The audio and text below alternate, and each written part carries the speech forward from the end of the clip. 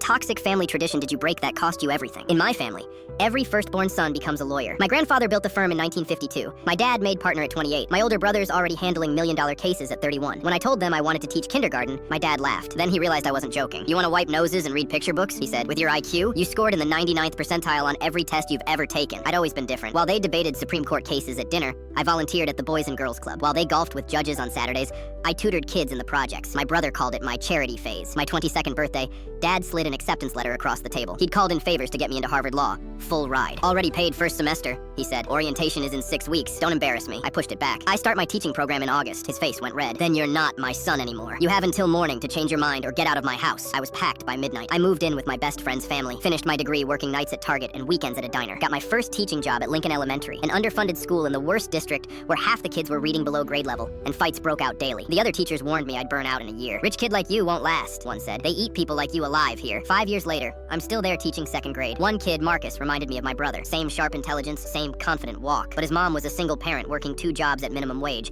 barely keeping their lights on. Marcus could read at a 5th grade level at age 7, solving math problems that stumped kids twice his age. But he was failing because he had no support at home, no quiet place to study, no one to help with homework. The system was ready to pass him along like they always did. Another bright kid wasted. I started staying late, tutoring him for free. Brought in books for my own collection. Then other kids noticed and asked to join. Soon I had 12 students meeting after school 3 days a week in my cramped classroom. That's when my brother walked in during pickup time wearing his $3,000 suit. A colleague had posted about our program online, and it went viral locally. Teacher starts free after-school program for struggling students. This is what you chose over the firm? He said, looking around my classroom with its peeling paint and broken desks. Dad was right. You could have been making $400,000 by now. Instead, you're here in this dump. Then Marcus's mom arrived to pick him up. She recognized my last name from the billboards downtown advertising our family firm. The ones that said excellence in law for 3 generations. Wait, you're one of those lawyers? She asked, confused. The ones with the fancy office downtown? No, ma'am, I said. I'm a teacher. My brother scoffed. He threw away his entire future to play babysitter to other people's kids. Marcus, who'd been quietly packing his bag, looked up. His voice was small but steady. Mr. Davis isn't a babysitter. He's the only person who ever believed I was smart enough for anything. My brother left without another word. 2 weeks later,